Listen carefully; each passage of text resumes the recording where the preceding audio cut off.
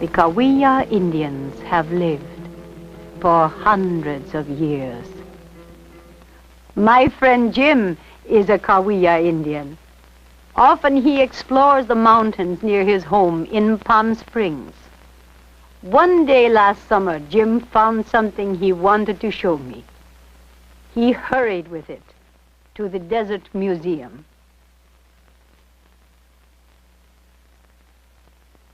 I am a Kahuia Indian and work in the museum. As soon as Jim showed me the stone he had found, I recognized it. Jim's discovery made me think back to the time when I was a young girl. Our life in the city today is very different from the way we used to live many years ago. Our grandfather spent many hours teaching my brothers how to make fine weapons from the desert plants and trees. Grandfather, too, used a grooved stone to straighten the arrows he and my brothers made. In those days, hunting was not a sport. Our family depended on the wild game for much of our food. Grandfather often reminded the boys they must never kill birds or animals just for fun, only when food was needed. Every young boy had to learn many things before he could hunt alone. How to walk quietly through the crackling dry brush, how to watch for landmarks so he would not get lost, how to shoot an arrow from the bow, how to throw the rabbit stick. Many long hours of practice with the weapons helped the boys to become skillful hunters. The rock cave where our grandparents lived was cool in summer and warm in winter. But most of the time we lived and worked outdoors. Grandmother's food always smelled good as it boiled in her clay pots over an open fire. I helped Grandmother by getting fresh water from the spring each day. The large clay spoon was just the right size and shape for dipping the water into the jug, called an olla, since all the water used for drinking and cooking had to be carried. Most of the Indian families lived close by the springs. I loved the days we spent at our high mountain home, a sturdy shelter of cedar bark built by my grandfather and the boys. We welcomed the cool breezes after many days of hot desert winds. Grandmother and I used the clay mud from a nearby stream to make the pots we needed for food and water.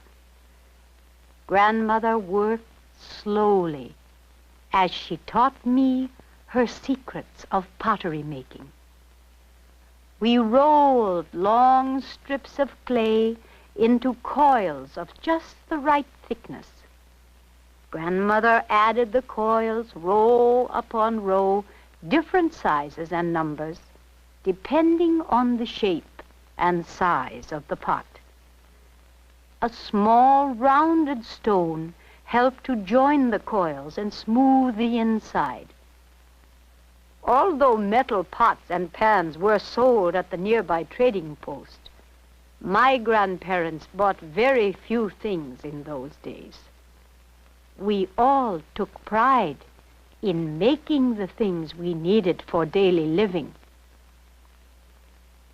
Each pot was made for a special use, some for water, some for storing food, some for cooking. The hand-carved wooden tool, shaped like a paddle, smoothed the outside surface. No two clay pots were ever made exactly alike. How beautiful they looked drying in the sun. After 3 or 4 days, we baked them in a hot, smoldering fire. Firing the pots in the coals made the clay harder and stronger. Grandmother checked each pot carefully to see if any were cracked or broken. She removed the good ones and allowed them to cool slowly. Almost every day, Grandmother worked on her baskets. Her gentle hands were never idle. She knew where to find the different desert plants needed for weaving and coloring. Only a fine artist could make such lovely baskets, so evenly woven, so beautiful in design. The ideas for the different patterns of birds, animals, or plants came from our nearby deserts and mountains. I never saw any of the Indian women plan or draw any of the designs they used in their baskets. They wove the patterns in as they worked. And like the pottery, each basket was made for a special use. Large, flat baskets caught the seeds brushed from the tops of dried plants. Grandmother was patient and kind as she taught me to whisk the seeds swiftly and easily. Many seeds gathered meant a good evening meal for the family. From the desert mesquite tree, we gathered the long yellow bean pods. The beans were eaten in many ways, both raw and cooked. Grandmother sampled the pods from each tree to be sure they were sweet and tender. In the fall of the year, we all enjoyed the trips to the mountains where we gathered acorns.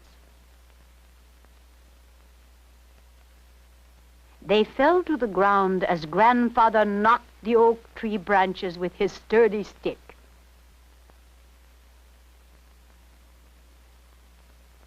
We made a game of gathering the acorns into our baskets, all scrambling to see who could find the biggest one. Acorns could be stored for many months and used as we needed them. Some of our other food, such as berries, had to be eaten right away, as we had no way to keep them fresh. Later, we carried the acorns to a rocky ledge on the mountain. After removing the acorn caps, we used small round stones to crack the hard shells.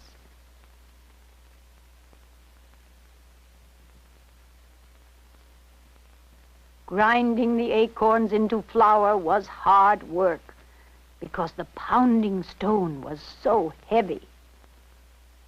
For many years, Kahuia women had come to this special place to make acorn meal.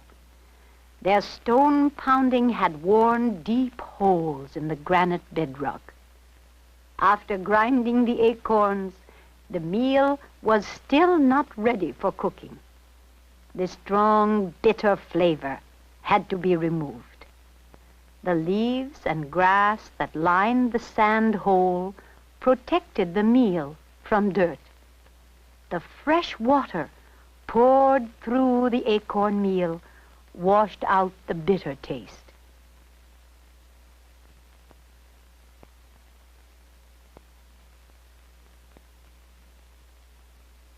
Toward evening, Grandfather and the boys returned to the cave with fresh game.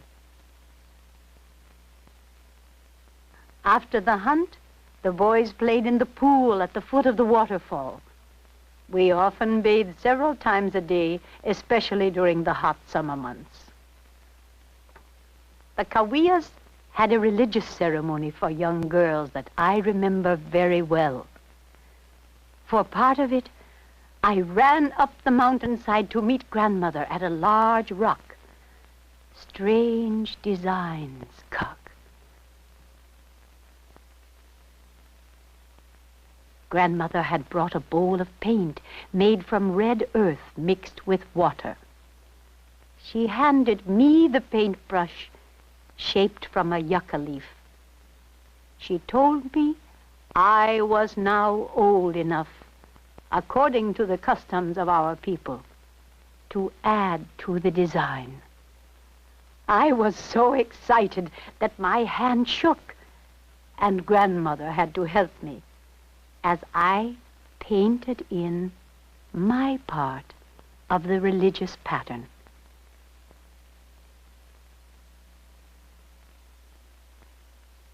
Cooking the evening meal often took several hours.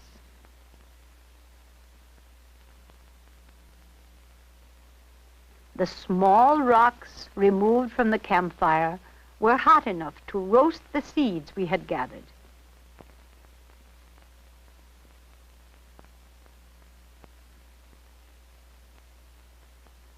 In the hollowed trunk of a large tree, the mesquite beans were ground into flour.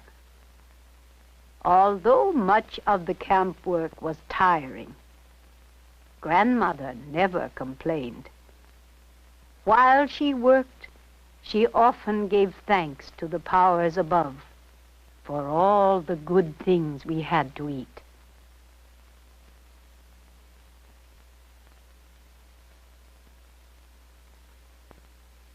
After adding water to the mesquite flour, Grandmother shaped delicious cakes that were baked in the sun.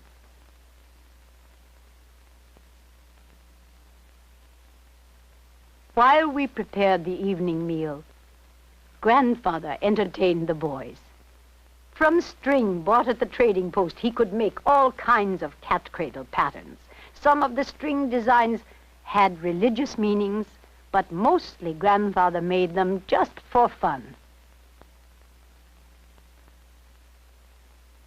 The wild rabbit cooked over the hot coals was good to eat. Special wood used for barbecuing gave the meat a fine flavor. As I remember, the only cooking tool we bought from the trading post was the large knife used for cutting meat.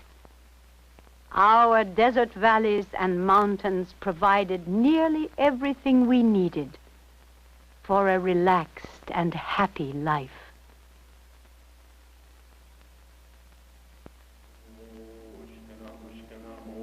Many nights we sat around the campfire, watching the Kahuia medicine man.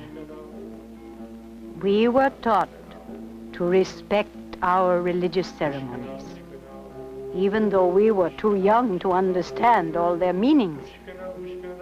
After chanting songs and prayers, he reached into the fire and took hot coals in his bare hands. Suddenly, he popped the glowing coals into his mouth. And since he was not burned, we knew he had great power. We honored him for his age and his wisdom. All these things happened many years ago. And although most of us now live in cities, the Indian things in this museum help Jim and other visitors to remember the days and ways of our people. Our people, the Kahuia Indians, who used imagination, intelligence, and hard work to make a good life for their families in this rugged desert country.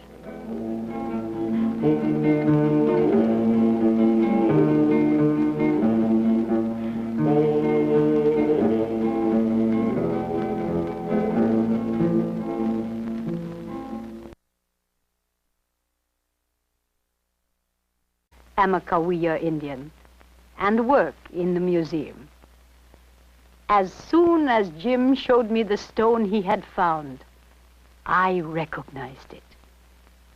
Jim's discovery made me think back to the time when I mountains near his home in Palm Springs. One day last summer, Jim found something he wanted to show me. He hurried with it to the Desert Museum.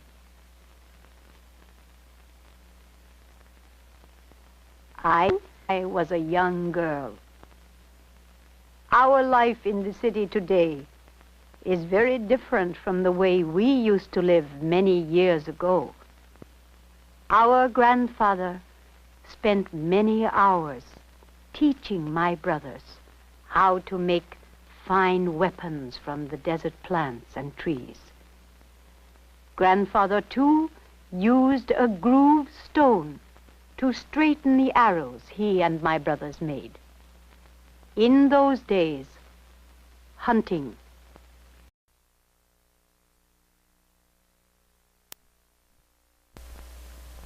the Kahuia Indians have lived for hundreds of years. My friend Jim is a Kahuia Indian. Often he explores the